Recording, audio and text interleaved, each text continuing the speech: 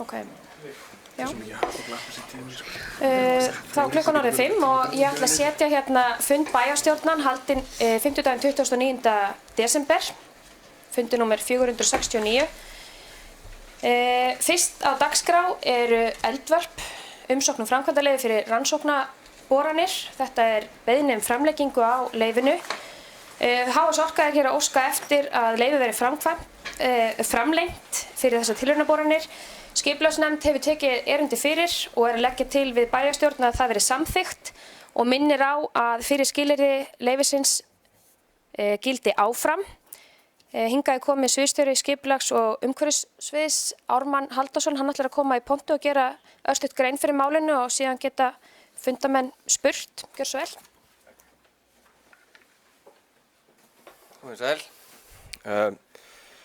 Þetta mál búið að vera, þetta í rauninni loka hnykkurinn á, búið að vera í gangi síðan 2009 svoleiðis. Það búið að fara fram mat- og umhverfisáhrifum, breytingar á aðalskipulagi, eða sem sagt það búið að aðlaga aðalskipulagið að þessu og svo deiliskipulag og við veittum framkvæmdaleyfi í fyrra, ef maður rétt, já. Og það gildi í 1 ár, en þeir hafa bara, það hafa tafist hjá þeim aðra framkvæmdir, þannig að þeir hafa ekki komist í þetta.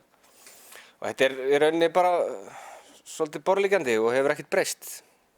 Mikil umræða átti sér stað á sín tíma hérna í bæjarstjórn og umhverfisnefnd og skipulagsnefnd fóru á staðinn meðal annars, skoðuðu aðstæður og svona. Og eins og ég sagði áðan þá fylgir þessum mat- og umhverfisáhrifum sem mjög ítarlegt. Og skipulagsnefnd leggur til að þetta verið samþykkt og Kristín María minntist á skilyrði í framkvæmdaleyfinu. Það meðal annars þurfa að skila inn uppdráttum af bortegunum sjálfum til samþykktar til mín og við gerum það til þess að reyna hámarka raskið, lágmarka raskið þar að segja. Að þeir séu þá bara að gera teiga akkurat undir þá starfsemi sem þeir þurfa. Og ef það eru eitthvað spurningar þá bara endilega skjótið. Gjörðu svo vel. Já, bara svona, ekki, það alveg örugglega að þeir eru ekkert að fikra þessu sinni inn á verndarsvæði? Nei, þetta bara nákvæmlega eins og fyrra leyfið var og deiliskipulagið mjög ítarlegt, sko. Og það verið inn á þessum borteigum sem var... Já. Það eina þeir hafa, sko, deiliskipulagin það ekki nákvæmt, sko.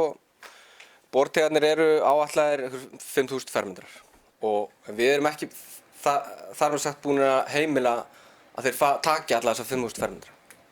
Þeir eru misstórir, en það kemur þá í ljós þegar það er skilin uppdráttunum og þá förum við þá hvernig við reynum að aðla borteigarna að landinu og svona. En það er ekkert í þessu sem við höfum ekki áður samþykkt margoft.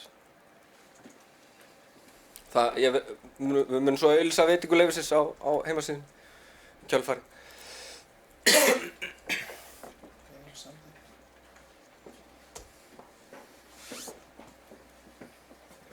Takk fyrir þetta, Ármann. Málinu fylgir ítarleg skýrsla og það eru skilyrði eins og við bentum á sem eru ennþá í gildi og það til dæmis hérna að leyfishafi fylgi í hvívetna nauðsynlegum mótvægisaðgerðum, vöktun og öryggisráðstöfunum til að draga úr áhrifum framkvæmdarinnar á umhverfið, menningarminjar og náttúrufyrirbæri og tryggja öryggi sem hann hefur boðið í umsókn sinni framkomna í matsskýrslu leyfishafa og áliti skipulagsstofnunar mat á umhverfisáhrifum framkvæmdarinnar. Þannig að þetta gildir allt saman áfram. Þeir þurfa bara aðeins lengri tíma. Orðið laust ef að fundamenn vilja tjá sig frekar áður en við göngum til atkvæða. Nú ef ekki þá ber ég það undir fundinn að framlengja framkvæmdaleyfið fyrir HS Orku á tilraunaborunum í eldvörpum, þeir sem eru fyrir sammála rétt upp hönd. Leyfið samþykkt samhljóða. Þá það annar liður sem umsókn frá sömu aðilum, HS Orku, borholur 2. Það erindi þar sem óskað eftir framkvæmdaleyfi fyrir lagningu safnæða í Svartsengi frá borholum SVAF 25 og 26. Það fylgir greinargerð þessu erindi frá 16. desember unnin af FSO verkfræðistofu. Skipulagsnefnd hefur tekið máli fyrir og leggur til við bæjarstjórn að framkvæmdaleyfi verði veitt samkvæmt reglugerð framkvæmdaleyfi og ítrekar að ítrekað verði í þessu leyfi að óheimilt að vinna, geyma efni eða raska óröskuðu landi vegna framkvæmdarinnar og mér skilst að þetta sé að fara á raskasvæðinu þegar ekki rétt. Þú mátt koma hingað og gera örstutt grein fyrir þessu Ármann, gjörðu svo vel. Já, þetta snýst lagnirnar frá þessum 2 borholum. Það er verið að tengja þetta við þá kerfi HS eins og þeir og ég held að orkuaukningin sé 6 megawatt held ég. En það sem við erum aðalega að horfa til er framkvæmdin sjálf á lögnunum og þeir nota gamlan línuveg sem er þarna frá hólunum og að lagnabeltinu sem þeir ætla að tengjast við. Það er staðfest deiliskipulag fyrir þetta. Það hafa gerð sér breyting á deiliskipulagi sem var samþykkt hér og auglýst og er inn á vef Skipulagsstofnunar. Ef það eru einhverjar spurningar þá bara skjóta.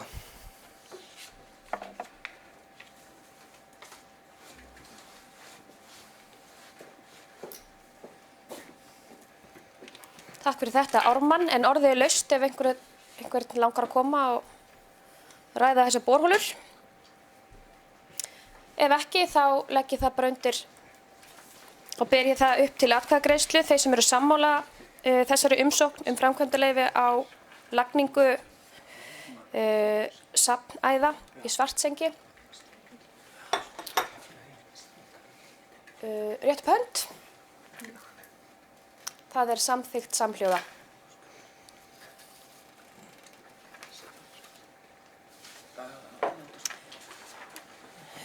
Þá er það þriðja málið á dagskrá, skipulagsmál. Það er uppbygging við Víðihlíð.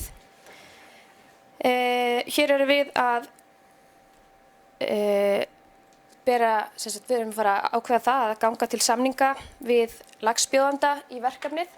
2 erindi bárust, 2 tilboð bárust í verkefnið. Það voru annars vegar HH-smíði með tilboð upp á 130.737.690 krónur og síðan var Grindin EHF með 150.502.531 krónu. Og þetta er í rauninni 104,5% af kostnaðaráætluninni. Sviðsstjóri skipulags- og umhverfissviðs leggur hér til að við tökum lægra tilboðinu. Bæjarráð hefur tekið erindi fyrir og er að leggja til við bæjarstjórn að þessu tilboði verið tekið, en ég býð orðið laust fyrir fundamenn ef þeir vilja tjá sig uppbygginguna við Víðihlíð. Hvor var undan? Hjalli og svo Palli-Jói.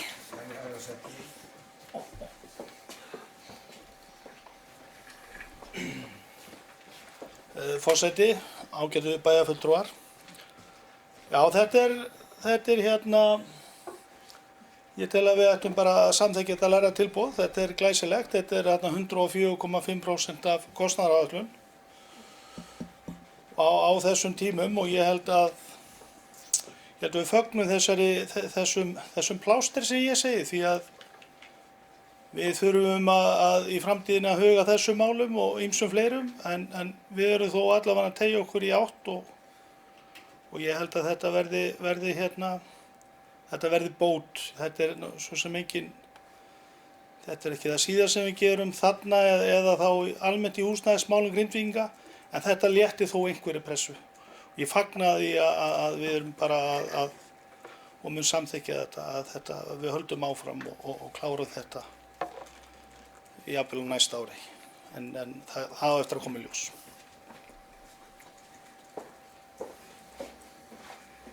Takk fyrir þetta Hjalli. Palli-Jói, gjörðu svo vel.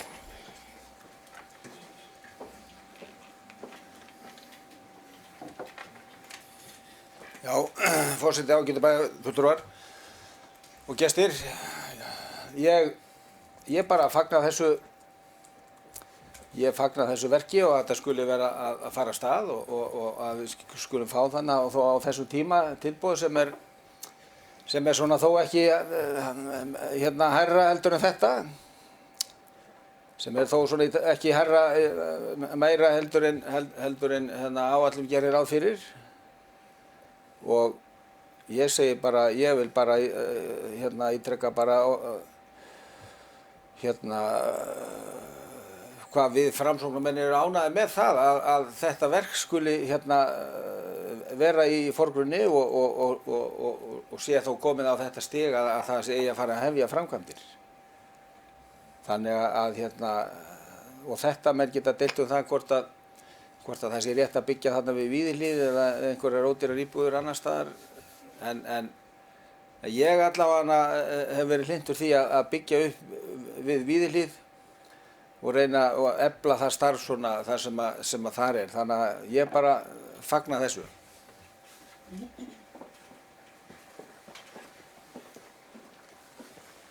Takk fyrir þetta, Palli Jói.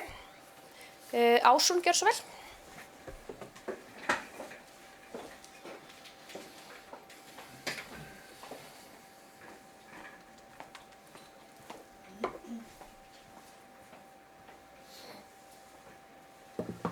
Forseti, ágætu bæjarfulltrúar. Ég tek undir það. Ég fagna einnig þessum tilboðum sem við fengum og mun samþykkja það að taka lægra tilboðinu. En mér langar að svona koma með þakkir til hópsins sem var stofnaður í kringum þetta. Þetta var gríðarlega góð vinna og við tókum líka á reglum, svona úthlutunarreglum, og ég er bara spennt að sjá og fylgjast með hvernig þær munu reynast. En mér langar kannski Ármann að beina til þín og kannski þú hjálpar mér að rifja upp varðandi veginn og lagnirnar. Þurfum við ekki að hefja framkvæmdir þar áður? Jú, við þurfum þetta helst í að hendur. byrja bara helst í gær Já. á því og leið og staðfestu þetta þá förum við á stað með það. Það snýst á að færa stofnlagnirnar austur fyrir bygginguna sem er verið að fara að byggja og opna nýjan inngang inn í hverfið, Víðigerði hverfið. Hann verður þá að sunnanverðu. Og fjármagn þá er þá tekið af, það er ekki inn í þessari Nei, það er ekki inn í þessari. Það er bara, það ætti að vera í rauninni inn í gatnagerðargötunum. Já, akkurat. Herðu, meira var það ekki. Takk fyrir.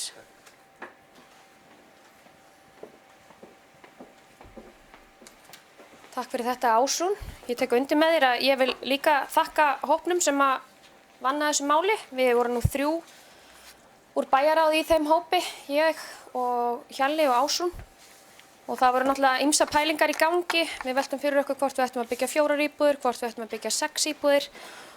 Og fórum svolítið svona, en vinnan gekk mjög vel. Og við náttúrulega unnum líka að nýjum bættum reglum varðandi úthlutun og annað. En orðið er laust ef einhver vill koma og tjá sig undir þessum lið. Nú ef ekki þá liggur fyrir að taka ákvörðun að samþykkja að taka lægra tilboðinu. Þannig að þeir sem eru sammála því að það verði gengið til samninga við HH-smíði sem átti lægra tilboði, rétt upp hönd. Það er samþykkt samhljóða.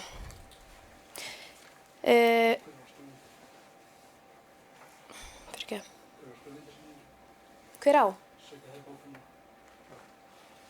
Já. Að sjá. Já, er það ekki Stakengill? Jú. Bæjarstjóra. Jón Þórisson verður þá. Núna, hann er þessi rétt. Við felum sviðsstjóra fjármála og stjórnsýslusviðs að skrifa undir þennan samning. Hann verður síðan lagður fyrir á næsta fundi okkar í janúar. Ég ætla að fá með leyfi fundarins á meðan við erum með sviðsstjóran hérna inni hjá okkur að fara í mál 6 sem er tjaldsvæðið og smáhýsin. Ef enginn mótmælir því. Það bárust, er það mótmæla? Já. 2 umsóknir bárust í lóð undir smáhýsi við tjaldsvæði. Bæjarráð er búið að taka fyrir þessar umsóknir og meta þær og leggur til við bæjarstjórn að lóðinni verði úthlutað til Fjórhjólaferða EHF og PEP EHF. Bæjarráð telur að hugmyndir þeirra uppbyggingu, húsagerð, hvernig húsin falla að umhverfi og fyrirliggjandi mannvirkjum sé í samræmi við þær væntingar sem hafa verið svæðið. Það spurning Alma hvort þú viljir eitthvað koma upp og fara yfir þetta örstutt svona. Gögnin, það var ekkert með þessu til að upplýsa aðra. Já, þetta sem sagt, það var auglýst eftir áhugasömum aðilum til þess að taka að sér, til þess að byggja upp á tjaldsvæðinu í Grindavík. Og það er byggingareitur í deiliskipulagi sem að gæti rúmað miðað við þessar tillögur svona 10 smáhýsi. En við höfum nú svona aðeins gefið það undir skóna, eða gefið það í skyn að það væri hægt að stækka reitin aðeins og bæta við eigum lóðina eða jörðina. Þannig að það er þá bara deiliskipulagsbreyting sem þyrfti að eiga sér stað. Og þetta er alveg rétt sem að kemur fram í bókun Bæjarráðs að húsin eru mjög flott og svona heildarmyndin finnst mér bara mjög svona bara mjög töff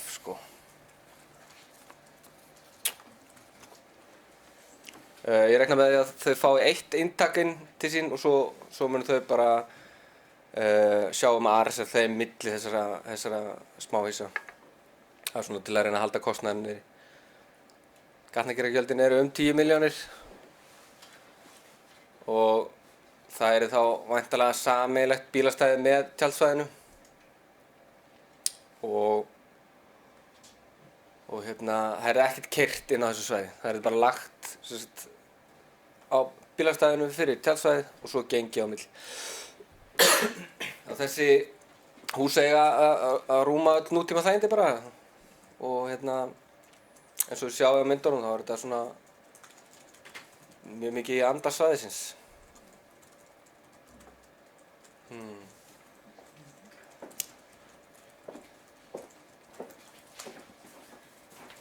Takk fyrir þetta Ármann. Hér sjáum við útlitið á þeirri umsókn sem að Bæjarráð var hliðhollara eða ákvað að veita lóðina. Þetta verður bara flott viðbót, náttúrulega gríðarlegur ferðamannastraumur á svæðið og þetta er bara skemmtileg viðbót. Þetta eru fyrstu smáhýsin sem verða sett upp hér og snúa þarna út að sjónum. Vilja einhverju koma upp og taka til máls? Má ég spyrja bara sæti, hvað fermetrastærðin á hverju aðstöðu?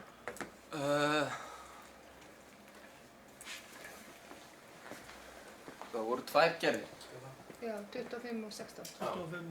25 fermetrar og 16.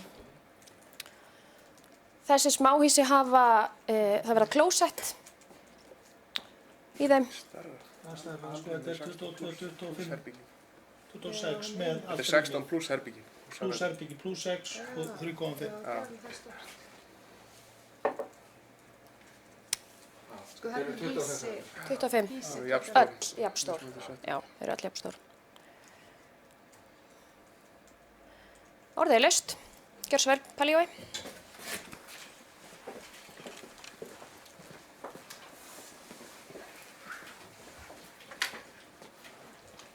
Forseti, bæjarfulltrúar og gestir, ég fagna þessu og svona í vaxandi ferðaþjónustu allt land og ekki síst hér í Grindavík að þá hlýtur að vera mikil þörf fyrir þetta og því er þetta bara af hinu jákvæða til ljóta að vera en ég velti fyrir mér svona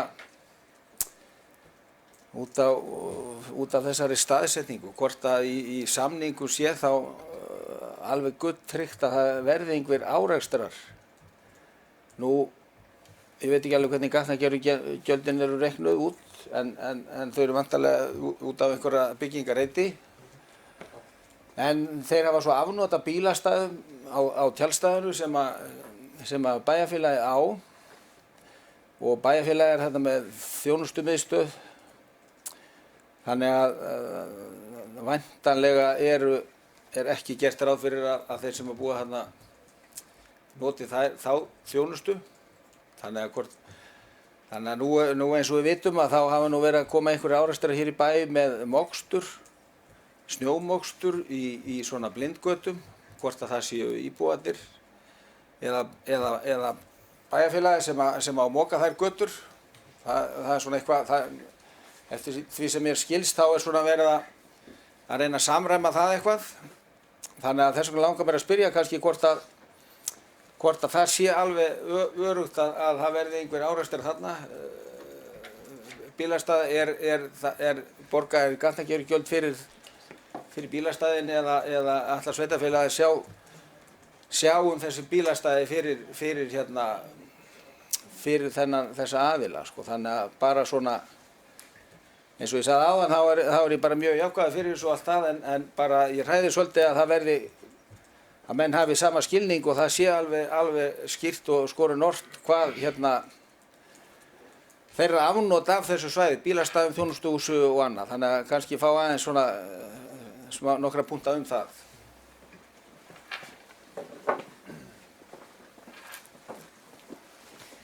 Takk fyrir þetta, Palli Jói. Bara fín ábending. Það var náttúrulega eftir að fara í alla samningagerð og annað, en viltu svara þessu eitthvað? Þetta var í rauninni bara það sem ég ætlaði að segja. Þá ættir að fara í... Þetta er eitthvað sem við þurfum að hafa í huga, öll reiknu afnot og annað. Og væntanlega verður svo samningur tekið fyrir í bæjarráði eða stjórn. Já. Gatnagerðargjöldin eru ekkert á bílastæðina? Nei, þau eru bara byggingarreikningur, sko. Bara byggingarreikningur. Þannig að þetta er eitthvað sem við áttir að semja sko. Já. En sannarlega þarf að hafa í huga í samningagerð. Hjalli, gjörðu svo vel.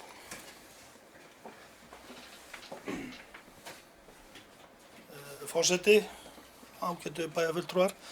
Þetta er bara réttmæt ábending hjá Palla Jóa að við þurfum að bara vanda okkur við þetta. Það er ekki búið að skipuleggja, nú er raun og veru bara lóðin undir þessa starfsemi. Það kom í máli hérna áðan að það ætti ekki að aka þarna inn og bílastæði væri frá tjaldsvæðinu.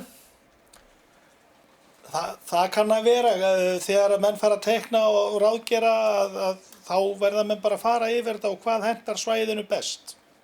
Ég sé það reynda svolítið fyrir að þetta verður svolítið sjálfstætt.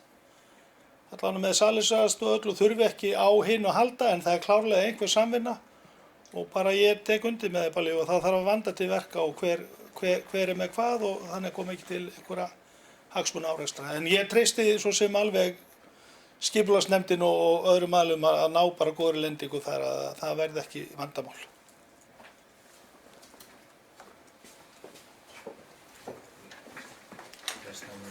Takk fyrir þetta, Hjalli. Orðið er laust. Gjörðu svo vel, Jóna Rut. Bæjarstjórnar og það eru bæjarfulltrúar.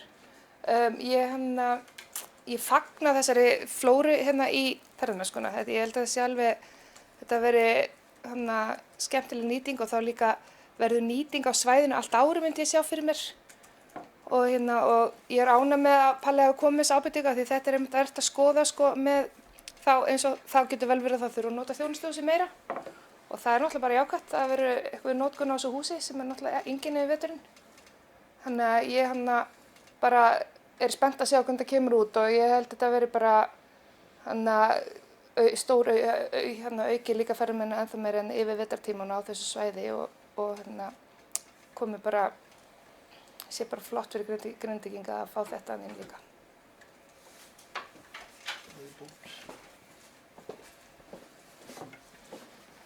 Takk fyrir það, Jóna Rut. Fleiri sem vilja taka til máls áður en við greiðum atkvæði. Þá ber ég það undir bæjarstjórn hvort að hún samþykki tillögu bæjarráðs að samþykkja að úthluta lóðinni til fjórhjólaferða EHF og PEP EHF, þeir sem eru því samþykkir rétt upp hönd. Það er samþykkt samhljóða.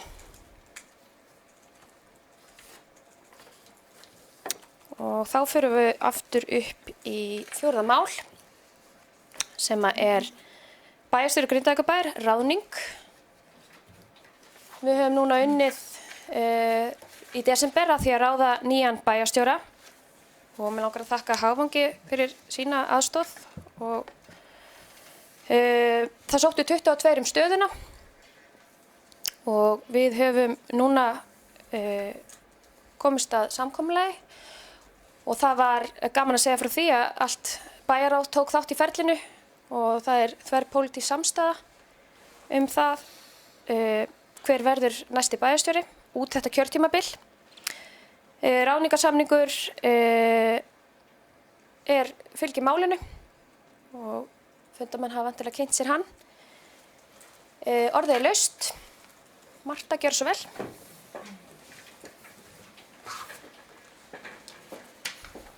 Var ég búin að taka það fram fyrir gefið? Hver er bæjarstjóri? Nei. Ég ætti nú kannski að segja frá því. Bíð ekki allir spenntir eftir að heyra það. Við komumst að samkomulagi um að ráða Fannar Jónasson, næsta bæjarstjóra Grindavíkurbæjar. Gjörðu svo vel, Marta.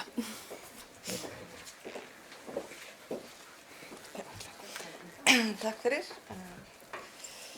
Mér langar bara að byrja að óska Fannari til hamingju með stöðuna og ég bara hlakka til samstarfsins. Mér langar líka að þakka bæjarráði og Hagvangi fyrir samstarfi í þessu ferli. Það var mikið gangi á í haust en þetta gekk gríðarlega vel og vil ég þakka meirihlutanum fyrir að heimila minnihlutanum aðkoma að öllu þessu ferli.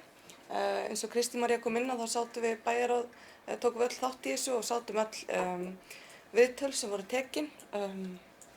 Það voru margir mjög frambærilegir umsækjendur og mjög ánægilegt að hitta og taka þessi viðtöl og einstaklega ánægilegt að sjá hversu samhljóma bæjarráð var í lokin.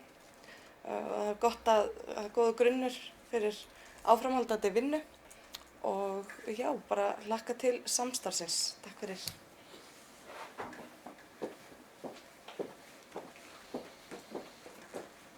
Takk fyrir þetta, Marta. Já, það var gaman að það sýndu þessu margir áhuga. Komu fjölmargar umsóknir, margar mjög flottar.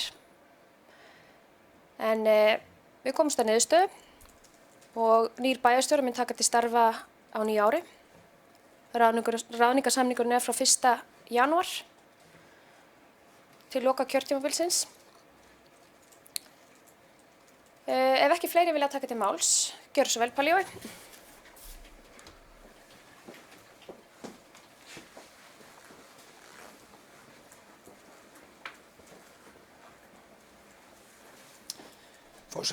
Forseti, ágætir bæjarfulltrúar og gestir. Ég vil nú byrja á því að fagna því hvað bæjarráð var samstiga í ráðningunni. Þannig að þessu samstíga í því hvaða einstaklingur varð fyrir valinu og vil ég bara óska honum til hamingju með það. En eins og flestum ætti að vera ljóst þá lýsti ég því strax yfir að ég ætlaði ekki að taka þátt í þessu gjörning. Fyrsta lagi er ég óhress með vinnubröðin. Ég er búinn að vera afar óhress með það að það skuli bara vera haft samráð og við í minnihlutanum kölluðu að borðinu þegar á að ráða en ekki þegar á að reka. Eða kannski má orða það öðruvísi penna að þegar á að skipta út einhverjum, þessu tilfelli bæjarstjóra, að þá var ekki takt að hafa neitt samráð. Þegar að svona miklu peningar liggja við á annan tugmilljóna að þá bara get ég ómögulega sætt mig við það að það sé bara ákvörðun meirihlutans að gera það, sjálfstæðismanna og fulltrúa Sjálfstæðisflokks og Grindavíkurlista. Þannig að ég mun því sitja hjá við þessa þessa afgreiðslu og er með bókun. Eins og öllum er ljóst þá erum við 2 fulltrúar frá Framsóknarflokknum og þó að við höfum verið mjög samstíga í því hvað við vorum óhress með þessi vinnubrögð að skildi ekki vera neitt samráð þegar að fyrirverandi bæjarstjóra voru boðinn starfslokasamningur að þá kaus hinn bæjarfulltrúi Framsóknarflokksins að taka þátt í þeirri vinnu að finna nýjan bæjarstjóra og vil ég það og það er bara hennar ákvörðun og eins annara í minni hlutanum. En ég bara get ekki sætt mig við svona vinnubrögð og þess vegna mun ég bara sitja hjá þó ég hafi ekkert út á þennan einstakling að athuga. Og er með eftirfarandi bókun. Ég undirritaður hef áður lýst yfir vanþóknun minni á þeirri ákvörðun fulltrúa Sjálfstæðisflokks og Grindavíkurlista án nokkur samráðs við aðra bæjarfulltrúa að skipta bæjarstjóra þegar svo stutt er eftir af kjörtímabilinu, ákvörðun sem kostar bæjarsjóð vel á annað tug milljóna. Að hafa samráð þegar bæjarstjóri er ráðinn en ekki rekinn er ekki vinnubrögð sem ég get sætt mig við og mun því sitja hjá við þessa afgreiðslu þó ég hafi ekkert út á þennan einstakling að setja sem verið er að ráða. Þannig að ég bara vill hafa það alveg á hreinu að það sem ég er óhress með er vinnubrögðin en þó ég fagni því þá að menn komust þó að samkomulagi eða voru svona einhuga þeir sem komu að því að velja einstaklingin. Að því auðvitað fagna ég og bara treysti því að hann fái vinnufrið þann tíma sem eftir er af þessu kjörtímabili og auðvitað vona ég að það takist það vel til að hann verði áfram. Þannig að en það eru vinnubrögðin sem ég er óhress með.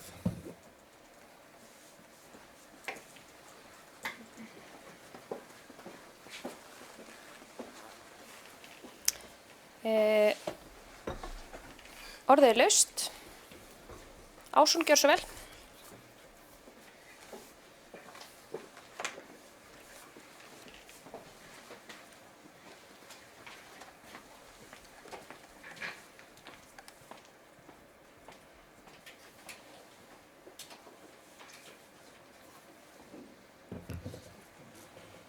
Forseti, ágætu bæjarfulltrúar. Hér koma upp 2 ólíkir einstaklingar, en það hvað manneskjur eru ólíkar gerir lífið bara litríkar og skemmtilegra. En það skal tekið hér fram að þessum einstaklingum, hér 2 sem sitja hér fyrir Framsóknarflokkinn í bæjarstjórn, þeim gengur alveg ljómandi vel að vinna saman. Ég og Páll Jóhann höfum lýst yfir vonbrigðum okkar á því hvernig starfslokum Róberts var háttað og ég hef ekki skipt skoðun hvað það varðar. Staðan er samt sem áður þannig að við verðum að halda áfram og ég hef tekið þátt í því ráðningarferli sem nú er lokið og ég verð að taka það fram að það ferli eitt og sér var faglega unnið. Eins og fram hefur komið réðum við Hagvang í verkið og öll þjónusta frá þeim var vel unnin og samstarfið milli bæjarráðs var gott. Ég vil líka taka það fram að ég upplýsti Pál Jóhann stöðu mála en við þurftum að hafa hraðar hendur í þessu ráðningarferli.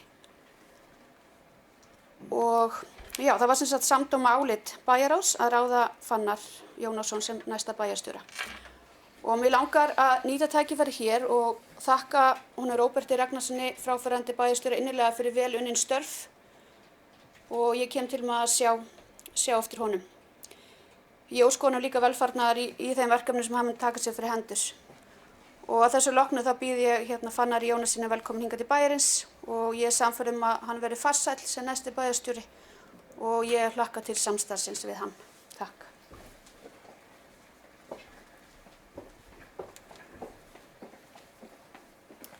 Takk fyrir þetta, Ásrún. Hjálmar, gjörðu svo vel.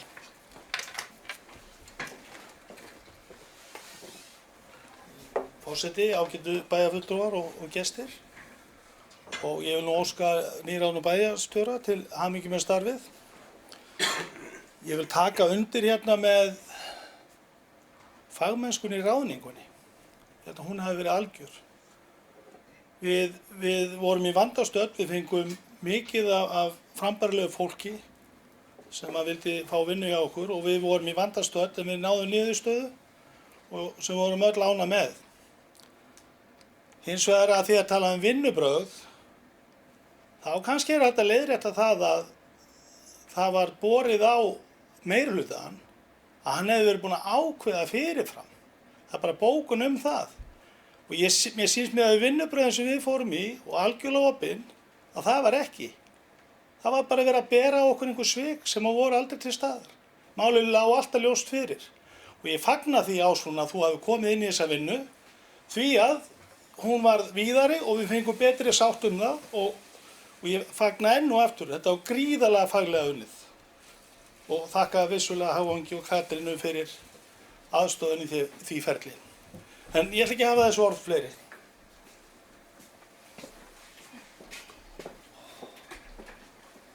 Takk fyrir þetta, Hjalli. Jón Rut, gjörðu svo vel.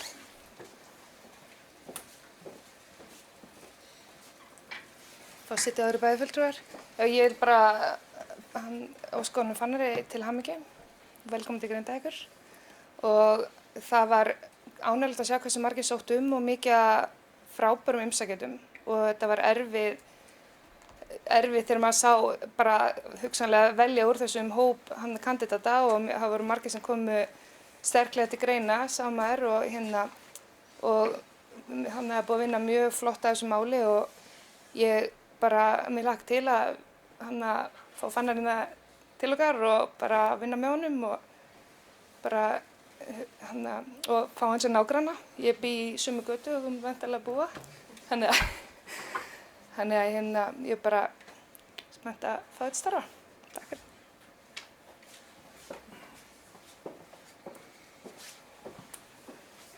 Takk fyrir þetta, Jón Rut.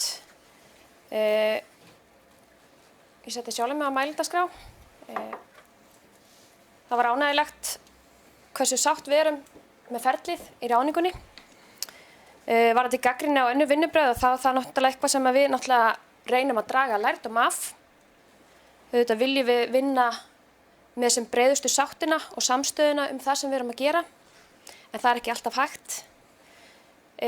Haustið tók á, vissulega, og þetta var erfiður tími fyrir mjög marga. Núna munum við horfa fram á veginn, taka á móti árinu 2017 með nýjan bæjarstjóra og ég vona það að við getum áfram haldið og haft bara í fersku minni hversu vel okkur gekk með þessa ráðningu og ég held að þetta hafi þjappað okkur aðeins saman. En orðið er laust ef að einhvern langar að taka til máls, gjörðu svo vel, Palli Jói.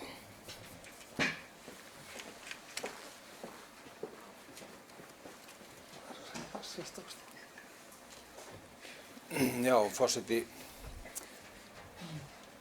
ágætu bæjarfulltrúar og gestir. Ég tek alveg undir það, svo ég sagði áðan, að fagna því hversu vel tókst til í þessu ráðningaferli. Og get alveg tekið undir það að það hafi verið faglega, sú vinna hafi verið fagleg. En það breytir því ekki að ég líti á þetta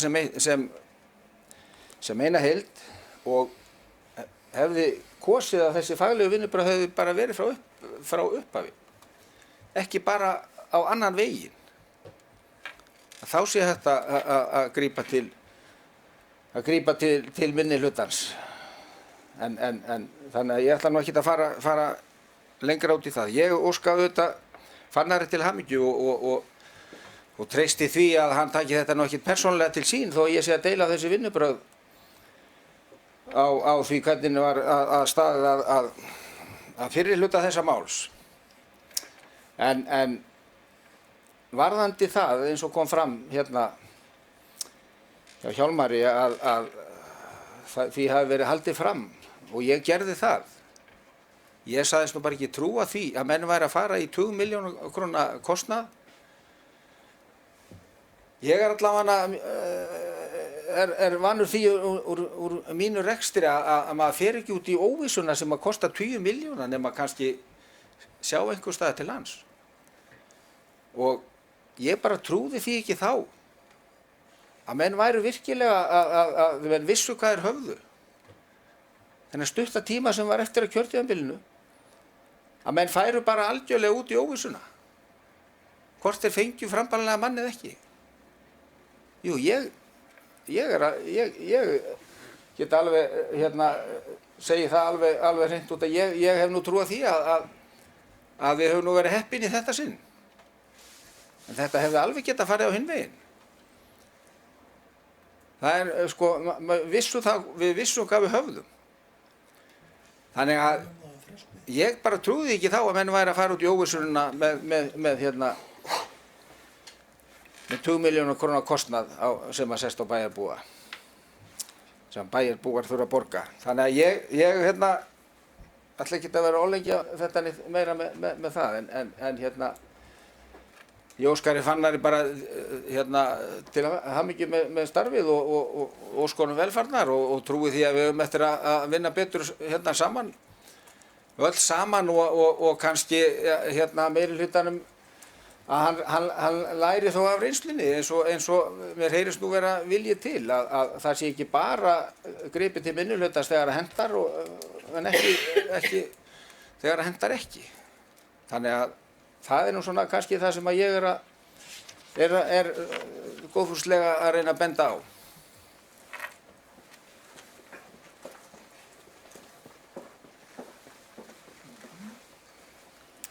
Takk fyrir þetta, Palli Jói. Fleiri sem vilja taka til máls? Nú það bara fram á veginn. Ég ætla þá að bera það undir atkvæði að bæjarstjórn, það kemur í hennar hlut að samþykkja þennan ráðningarsamning sem hefur verið undirritaður með fyrirvara samþykki bæjarstjórnar. Við komum saman hérna á þriðjudaginn og undirrituðum en hann hefur ekki verið staðfestur af bæjarstjórn, þannig að ég ætla að bera það undir atkvæði núna. Þeir sem eru samþykkir því að samþykkja ráðningarsamning út kjörtímabilið við Fannar Jónasson sem nýjan bæjarstjóra rétt upp hönd. Það er samþykkt með 6 atkvæðum, 1 situr hjá. Fulltrúi Framsóknarflokksins sem kom nú og gerði grein fyrir sinni hjásetu.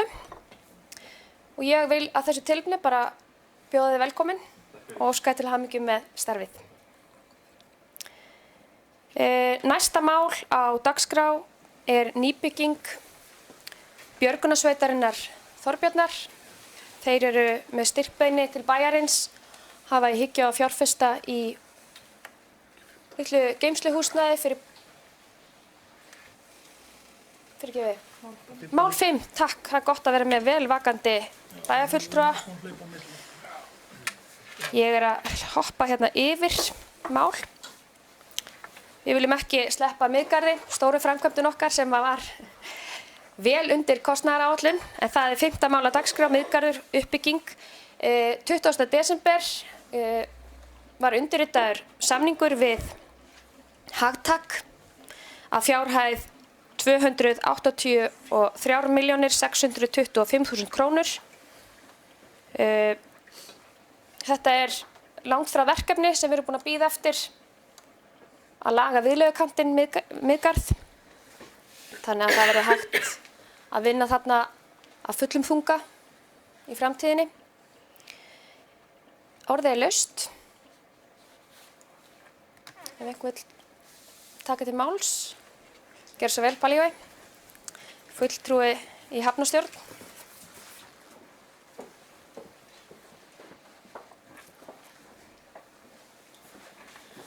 Forseti, ágætu bæjarfulltrúar og gestir.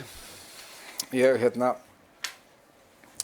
Ég tek undir með Kristínu Maríu og þetta mikið fagnaðarefni að við skulum nú vera búin að skrifa undir og við það hefja framkvæmdir á þessu dýra og mikla verkefni sem hefur staðið til hér mörg ár. Þetta búið að vera dálítil þrautaganga þar sem eins og menn vita að þá nú þetta að stórum hluta fjármagnað af ríkinu og þar á bæ það nú ekki mjög sexy að setja peninga í hafnamál. Það ekki mikill skilningur fyrir því þarna inn á Alþingi, ég þekki það bara af eigin raun. En þetta allavega í Höfn og í Höfn segi ég, það þó allavega komið lofar fyrir því og eitthvað hefur þetta nú staðið, eitthvað hafa nú menn verið stressaðir við ný samþykkt fjárlög frá Alþingi, hvort að það sé hægt að efna þetta lofar núna á þessu ári eða næsta ári réttar sagt 2017. En ég trúi því nú að vilji fjárlaganefndar náðu þar fram að ganga og þetta fáist fjármunir í þetta. En það nú einhvern veginn þannig, eins og ég sagði, að það ekki mikill skilningur inn á Alþingi fyrir þessu. Þetta ekki mörg atkvæði kannski sem að menn fá út á þessar hafnaframkvæmdir. Þetta tiltölulega fá sveitarfélög og litlar hafnir. Þannig að en kannski líka langar mér svona aðeins að svona benda á að það kannski bara hérna í þessum sjávarplássum eins og hérna að þá það nú einhvern veginn þannig líka að það svona þeim fer fækkandi sem að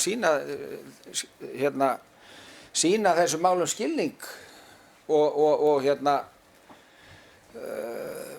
langar mér bara svona benda á að ef að menn svona pólitíkusar að hugsa þetta í svona einhverjum vinsældum að þá þeim fer fækkandi í þessum sjávarplássum eins og bara hér sem vilja sem kjósa það frekar að setja fjármuni í hafnargerð eða einhverjar framkvæmdir þarna niður við Höfn. Það miklu fleiri sem fagna því ef það sett í eitthvað upp í bæ, upp í íþróttahús eða eitthvað annað slíkt. Þeir eru fleiri. En sem betur fer nú skilningur í þessari bæjarstjórn á mikilvægi hafnarinnar. Þannig að ég bara lýsi yfir fögnuði með þetta og óska okkur öllum til hamingju með þetta að þetta skuli vera komið af stað. Þetta kostar auðvitað bæja svo mikið næstu árin og mun þrengja að á öðrum sviðum. Þannig að við þurfum að passa okkur að ef við ætlum að hafa þetta í forgang að við tæmum ekki alla sjóði á næstu örfáum árum, verðum búið með hitaveitusjóðun og farin að slá lán innan örfára ára. Við þurfum að passa okkur. Og passa okkur þá að falla ekki fyrir þeirri freistni að það séu einhver fleiri atkvæði bak við einhver önnur mannvirki upp í bæ. Þannig að ég en aftur bara til hamingju.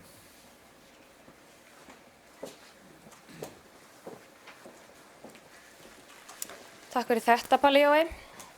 Ég held að hafi allir flokkar verið með það á stefnuskránu sinni fyrir síðustu kosningar að sýna ábyrgð í rekstri og við erum nú búin að leggja áætlun fyrir næstu ára sem á að ganga upp á þess að við séum að ganga á sjóðun okkar. En auðvitað það áhyggjuefni ef að ríki ætlar ekki að koma til móts við okkur með þann hluta sem að þeim ber. Það skiptir máli að við fáum það framlag til þess að klára þessa framkvæmd sem stór og dýr en gríðarlega mikilvæg fyrir okkar samfélag, enda sjávarútvegurinn okkur mjög mikilvægur. Hjálmar, mér sýndist þú hafa verið að biðja orðið, eða hvað? Já. Gjörðu svo vel.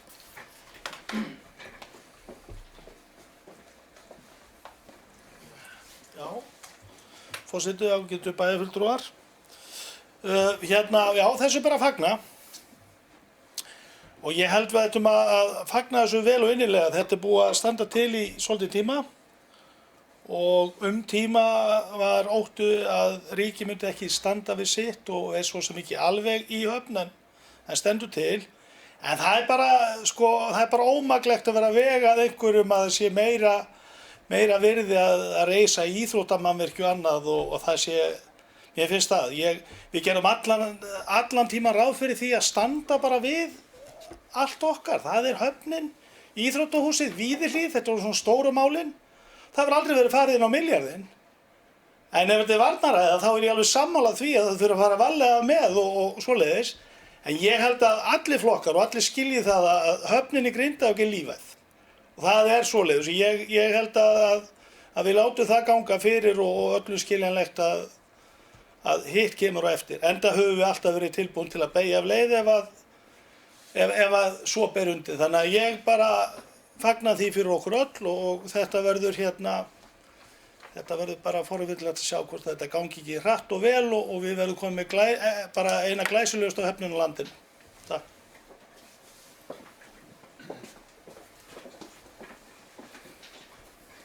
Takk fyrir þetta, Hjalli. Orðið er laust ef að fleiri vilja kveðja sér hljós. Tjá sig þessu tímamót hjá okkur þar sem að við erum nú loksins að fara í miðgarðinn.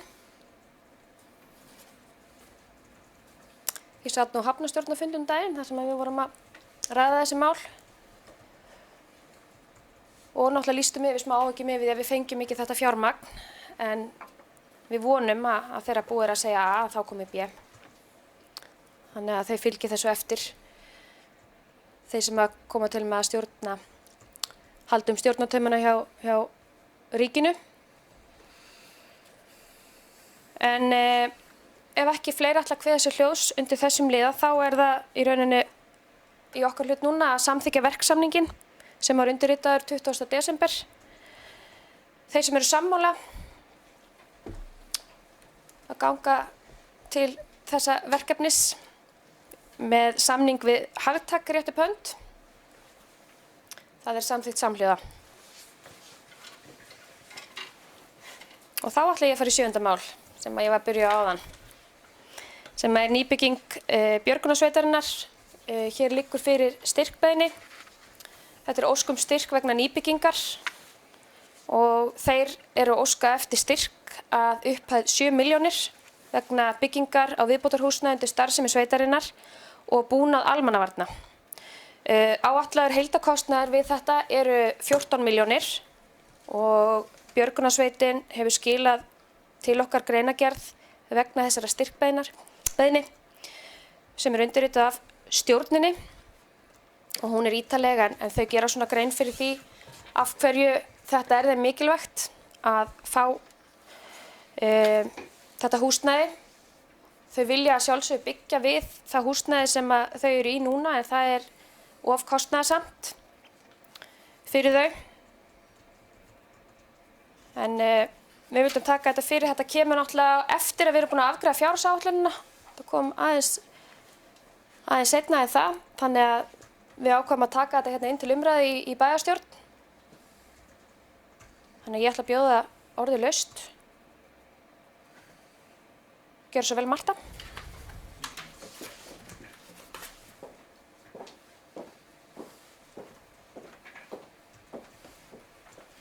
Forseti, ágætu bæjarfulltrúar. Ég held bara fyrir mitt leyti að taka vel í þetta erindi. Þetta er við séum öll sammála mikilvæga þjónustu sem að björgunarsveitin veitir og þeir hlutverki sem þau gegna. Mér heyrist nú að það sé eitthvað óljóst með hvenær styrksins eða hvenær styrkni að veitast, hvort það verði árið 2017 og hvernig með fjármögnun á restinu og annað slíkt, hvort það hægt sé að í raun samþykkja núna eða ekki, en ég fyrir mitt leyti vill allavega að það væri til í að við í bæjarstjórninni myndum við gefa okkar vilyrði fyrir þessu styrk. Takk.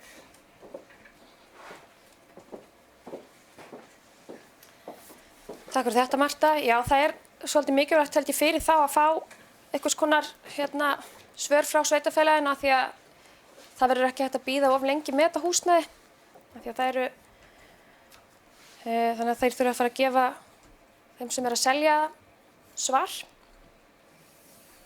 Ég held ég þurfa ekkert að tíunda mikilvægi björgunarsveitarinnar fyrir samfélagið okkar, ekki bara í Grindavík heldur bara í rauninni allt Reykjanesið og allt landið er undir ef því er að skipta.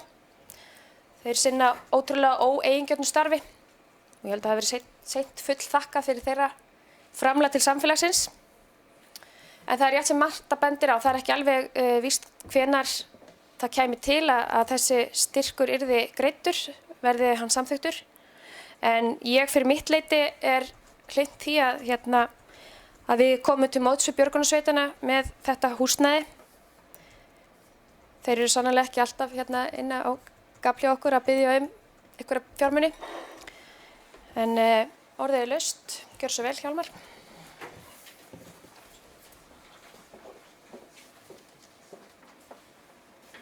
Forseti, ágætu bæjarfulltrúar. Já, ég ætla að taka undir með henni Mörtu með það að ég mun taka vel í það að en það hefur svo sem komið fram að þetta kom svolítið seint til okkar. Þetta er opið tækifæri á þeim og við veitum ekki hvernig afgreiðurinn hvort við bara, en ég mun lýsa stuðningsyfirlýsingu við þetta, við komum móts við það. Það er annað sem við megum ekki gleyma, við stöndum vel, við íþróttir, við gerum vel eins og við getum með þessa höfnin og allt. Björgunarsveitin er hluti af því og allt það, til dæmis forvarnastarf, það eru börn sem að fara í björgunarsveitina og þau læra heilmikið þar. Þar er heilmikil svona þjónusta sem að kannski svona fer aðeins fram í okkur en þetta er bara gott mál og ég held að við skoðum þetta alls saman með opnum hug.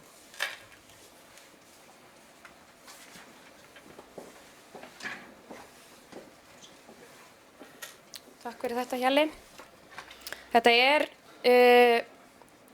fullklárað iðnaðarbil sem ræðir 80 fermetrar við Staðasund og þeir segja að þetta sé mjög raunhæfur kostur fyrir þá í stöðunni. Nú síðan í framtíðinni ef þeir sjá fram á að geta byggt við að þá væntanlega geta þeir selt þetta bil. En þetta er í rauninni B-útkallsbúnaður sem er ætlað að geyma í þessu bili sem er illa aðgengilegur í húsnæðinu þeirra eins og er. Geymdur á bakvið húsnæði í geymslugám þar sem þeir hafa áhyggjur af því að þetta geti bara hreinlega skemmst. Og ég segi fyrir mitt leyti líka að ég myndi vilja gefa þeim vilyrði fyrir þessu. Því að alveg eins og Hjalli bendir á, við höfum gert vel við marga hér í samfélaginu, hvort sem eru íþróttir eða þannig að ég held að þetta sé eitthvað sem ég get algjörlega staðið með. Spurning hvernig við afgreiðum bókunin okkar með þar sem er ekki formlega afgreiðsla. Hvað segir sviðsstjóri fjármála? Samþykkja að veita styrkinn og nánari útfærsla í samráði við björgunarsveitina. Já, samþykkt að veita styrkinn í nánari útfærsla verði síðan í samráði við björgunarsveitina. Páll Jóhann, gjör svo vel.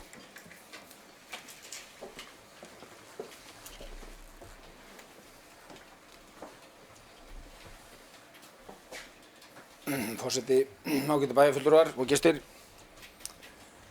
Já, ég bara tek undir það að við Framsóknarmenn erum nú jákvæðir fyrir því að styrkja björgunarsveitina. Það þarf ekki að fara mörgum orðum það hér í þennan hóp, hvað hún er mikilvæg og í þessu sjávarplási og hefur gert marga góða hluti, unnið mörg stór afrek, hafa verið brautryðjendur í björgun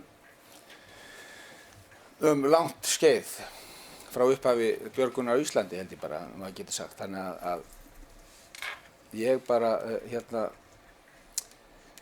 ég bara segi það, við erum sammála þessu. Nú 7 milljónir, þetta er auðvitað svolítið, þetta eru miklu peningar, en ef við setjum þetta í eitthvað samhengi, þá er þetta svona rétt rúmlega helminguna því sem við erum að henda út úr gluggann í dag á þessum fundi. Algjörlega ástæðulausu. Þannig að sumum finnst þetta kannski lítið. Þannig að ég er svona bara vekja athygli á samanburðinum, sko. Það er einhverja 13-14 milljónir sem við erum að samþykkja hérna bara að henda út úr gluggann og þá er þetta hérna bara smáræði. En hvað er það? Ég fagna þessu og hérna að við skulum nú styrkja björgunarsveitina og fagna því líka hvað menn eru jákvæðir það hér.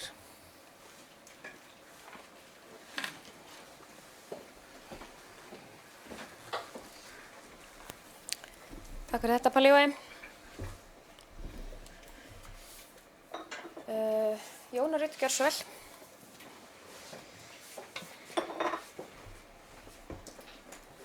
Forseti og aðrir bæjarfulltrúar. Já, ég er bara sammála öllu sem komið fram hérna í sambandi við að finnst alveg sjálfsagt að við skoðum þetta að taka þátt í þessu með þeim. Við erum rík að hafa þessa flottu björgunarsveitina. Hún er eina öflugust á landinu og á síðunni þeirra á Facebook sem ég er einmitt á þá sá ég einmitt að þau eru búin að fara í 41 útkall á þessu ári. Mjög stór og mörg alvarleg sem búið að vera mikið búið að reyna á þau. Og hérna þannig að mér bara líst vel á að taka vel í þetta og hvet alla sem eru að horfa og hlusta að kaupa það. Flugeldana björgunarsveitinum. Styrkja það enn betur.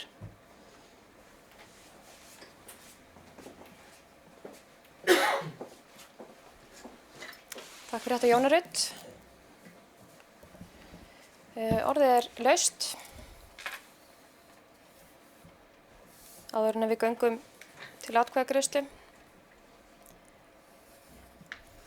Nú kannski benda á það, við erum nú búin að ræða björgunarsveitina hérna aðeins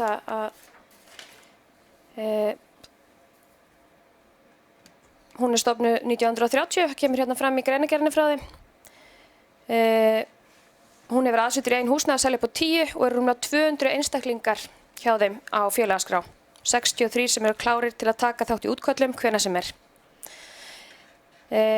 Og við erum bæði með slysavarnadeildina Þórköllu, þar sem eru 150 félagsmenn og unglingadeildin Hafbjörg með rúmlega 50. Þannig að þetta er stór hópur fólks sem að tekur þátt í þessu starfi. En við ætlum að ákveða að samþykkja hér eða taka til atkvæðagreiðslu þessa styrkveitingu upp á 7 milljónir.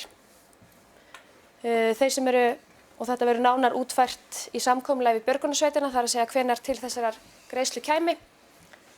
Það eru það annarkvort á næsta, jafnvel þar næsta ári, kemur í ljós. En þeir sem eru sammála þessu, rétt upp hönd. Bæjarstjórn samþykkir samhljóða þennan styrk.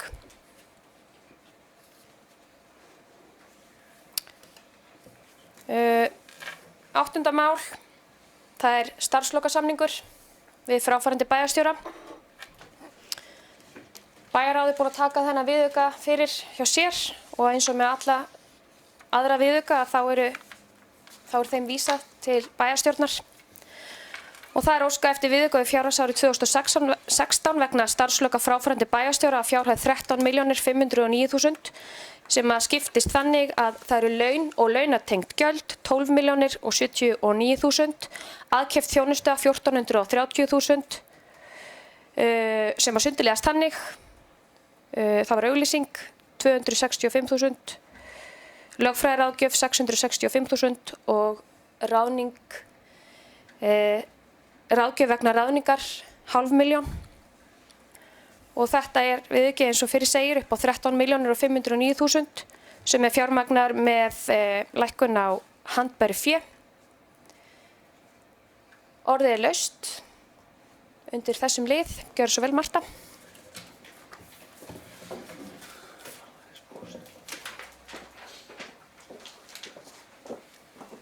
Forseti, ágætu bæjarfulltrúar.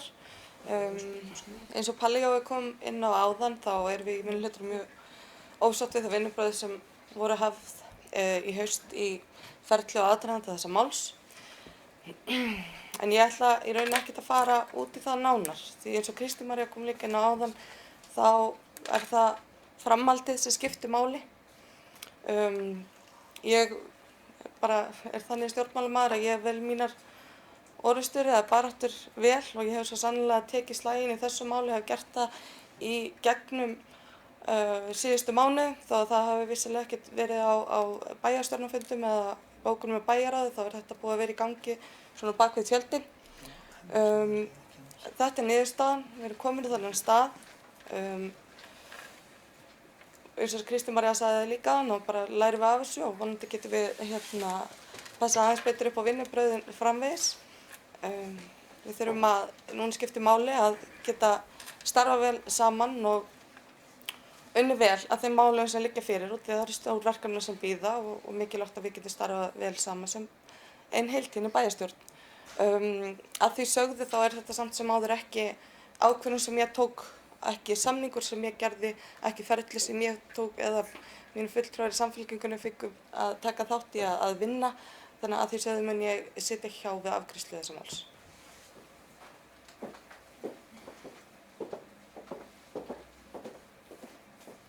Takk fyrir þetta, Marta. Gjör svo vel, Palli. Kemur á óvart.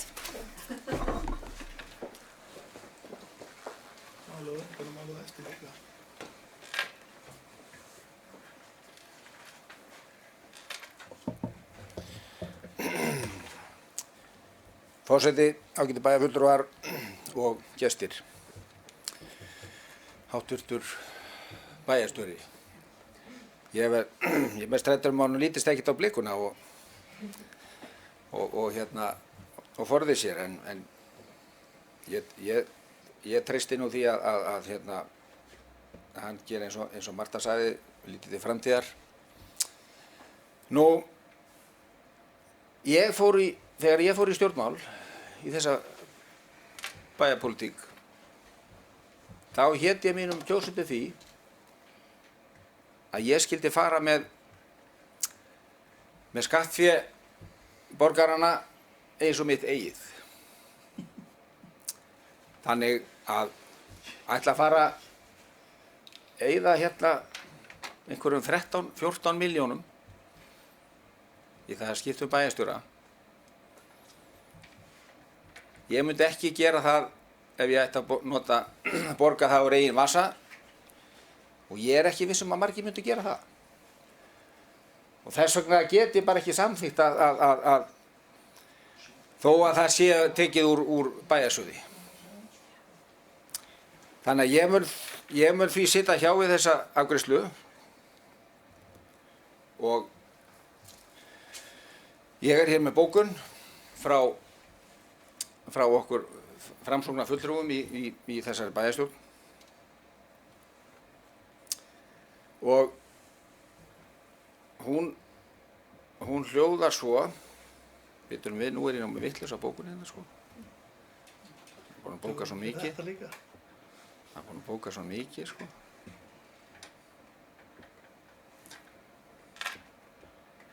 Þetta kemur allt saman því.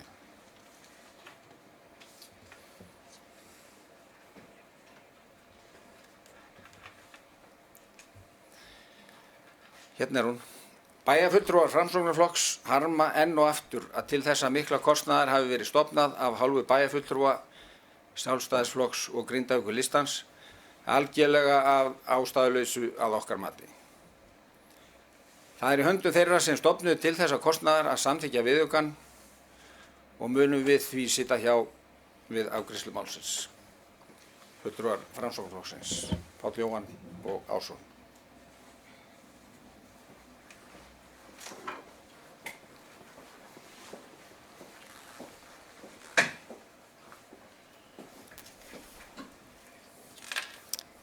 Takk fyrir þetta, Palli Jói.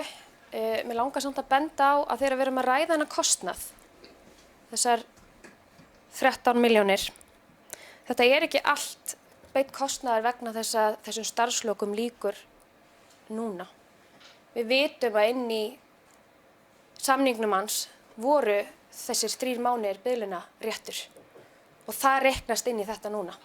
Þannig að mér finnst ekki alltaf alveg sanngjarnt hvernig þetta mál er sett upp. Við komum inn á það hérna á síðasta bæjarstjórnarfundi, lögðum fram allan beinan kostnað við það að þessi starfslok urðu fyrr en við upphaflega áætluðum. Og við höfum alveg tekið við gagnrýni vegna málsins og ég segi það bara aftur að þetta hefur alveg tekið á alla. En við reyndum að vinna eins vel úr málinu og við mögulega gátum miðað við þá stöðu sem kom upp. Og það var alveg einhugur hjá okkur að reyna að ljúka því í sem mestri sátt við alla. Það verða aldrei alltaf allir sáttir en þetta er niðurstaðan. Og við þurfum að afgreiða þennan viðauka sem er 13.500.000 rúmar. En mér langar líka við þetta tækifæri að óska fráfarandi bæjarstjóri Róberti Ragnarsyni fyrir gott samstarf. Og auðvitað verður hans saknað. Við áttum gott samstarf og hann stóð sig vel. En því samstarfi lauk aðeins fyrr en við áætluðum. En ég vil engu að síður þakka honum fyrir samstarfið og allt það sem að hann gerði fyrir okkur, þau störf sem hann sinnti. Ég þakka honum fyrir þau. Orðið er laust. Gjörðu svo vel, Hjalli.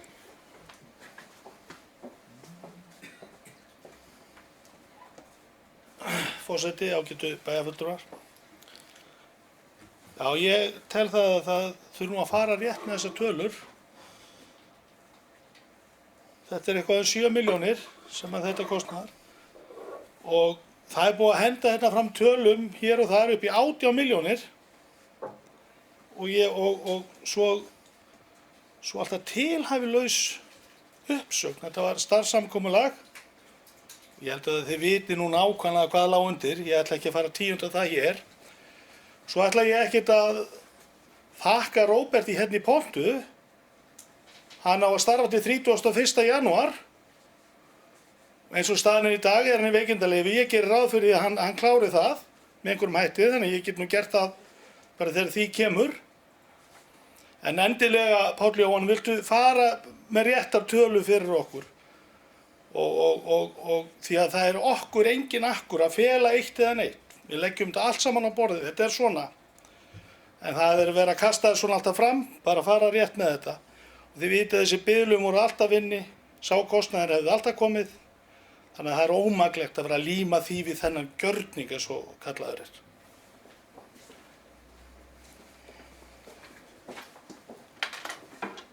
Takk fyrir þetta, Hjalli. Páll Jóhann, þú hefur beðið um orðið.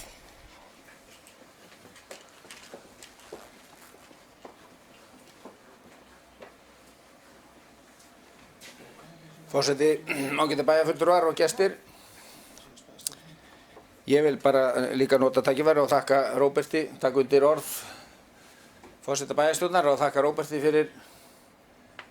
fyrir frábært og eigingjarnt starf. Ég segi bara hvað hérna, svo ég noti nú bara orð forseta bæjarstjórnar, að hann stóð sig vel og nú maðurinn stóð sig vel í vinnunni og hvað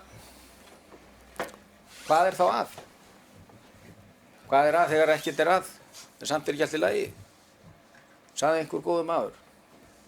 Þannig að ég vil bara gera það hérna úr þessu pontu og þakka honum fyrir frábært starf og þessi ár og hann á stóran þátt í því, auðvitað þessi bæjarstjórn og fyrrverandi bæjarstjórn. Hvernig rekstrartapi var snúið yfir í rekstrarhagnað og svo mætti lengi telja. En það er engin fullkomin. Nú, ég hef sagt það að þetta væri algjörlega óþarfa kostnaður. Nú með tölur, menn geta leikið sem hérna með 18 milljónir eða 8 eða 7 eða hvernig maður reikna dæmið. Ég veit bara við erum að samþykkja viðauka hérna upp á 13,5 milljón. Ég er bara að tala um þá tölu. Þannig að hérna, ég vona að það sé engin leikur að tölu um þessi viðauki, að það séu bara klárar tölur. Þannig að hérna, tala um einhver aðra tölur, það má alveg fara í einhver talanleik, en ég ætla ekki að taka þátt í því. Við erum bara með hérna á 13,5 milljón viðauka sem við erum að samþykkja út af starfslokasamningi. Og ég veit ekki annað, það sé bara kostnaðurinn við þann samning. Og eins og komið fram, maður stóð sér bara vel og samt hérna öðru hvoru megin við 1,20 miljóna. Við skulum ekki deyja tími að fara að þrátt á það. Það er sú sóun sem ég hef verið að reyna að benda á hérna og harma að svo sé. Og þess vegna mun ég sitja hjá við þetta og fleiri hér og leyfa þeim sem stofnu til þessa kostnaðar að bara klára það dæmi. Er nokkuð athugavert við það? Það sem ég skrifa undir, ég hef reynt að standa við það. Þannig að það er þeir sem stofna til þessa kostnaðar. Ég sé ekki hvað að því að þeir bara klári það dæmi.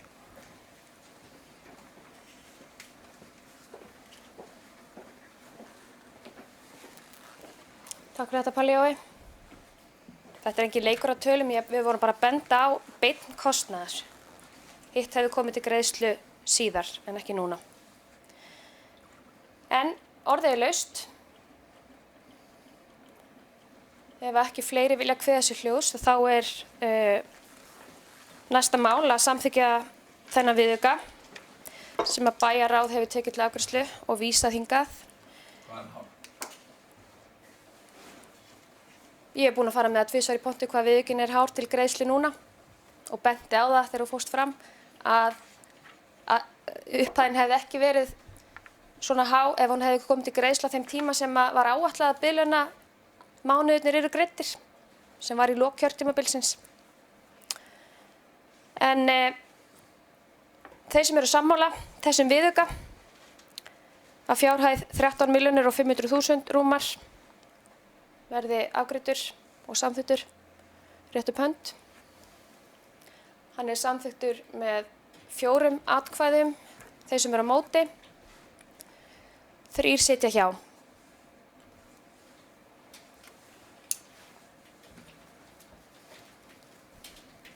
Þá er það 9. mál sem er annar viðauki sem að bæjarráð hefur tekið til sín og er að vísa hingað. Það er varðandi tölvubúnaðarkaup fyrir árið 2016.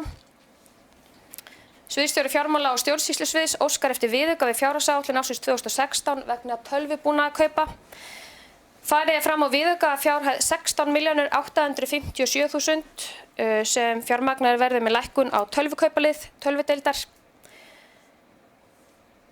Gjaldfærðar verða 1724.000 krónur á einstaka deildir í samræmi við fyrirliggjandi minnisblað og eignfærðar verða 15.133.000 hjá eignasjóði.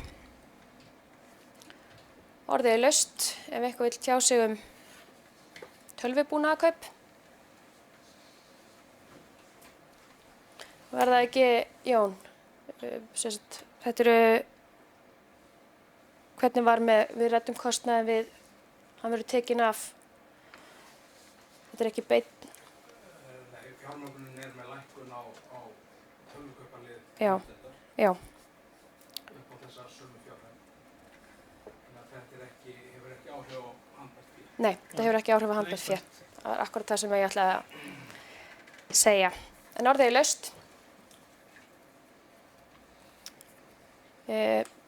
Þá ber ég þetta upp til atkvæðagreiðslu þeir sem eru samþykkir þessum viðauka vegna tölvubúnaðarkaupa rétt upp hönd.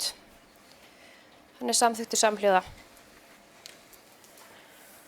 10. mál, það er starfsmannastefna Grindavíkurbæjar, breytingartillaga vegna heilsustyrkja. Vinnuverndarnefnd Grindavíkurbæjar hefur beint þeirri ósk til bæjarráðs að upphæð heilsustyrks í starfsmannastefnu bæjarins verði hækkuð á ný í samræmi við hækkun vísitölu Frá því að styrkurinn var lækkaður á sínu tíma 2010 bæjarráð leggur til að hækka styrkinn úr 20 í 25.000. Orðið er laust. Ef þið viljið tjá ykkur heilsustyrki. Ekki.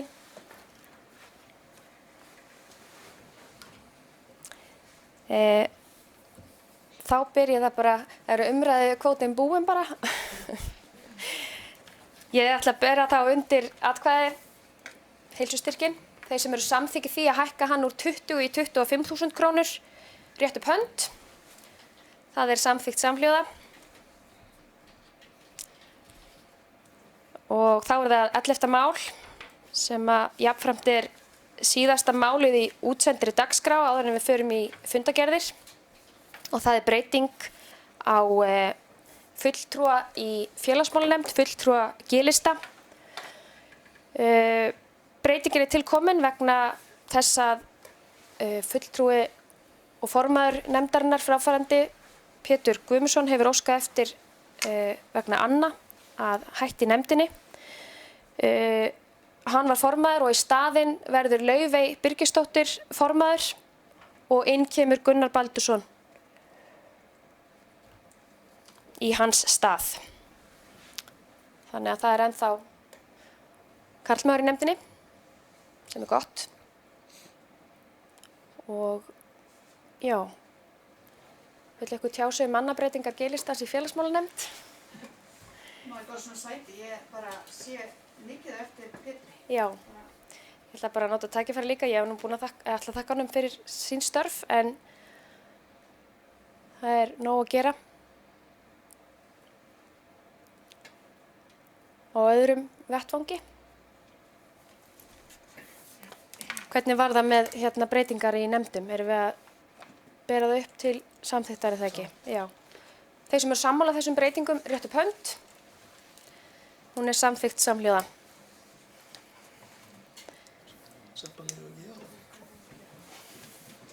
Þá er útsendri dagskrá lokið og við taka fundagerðir.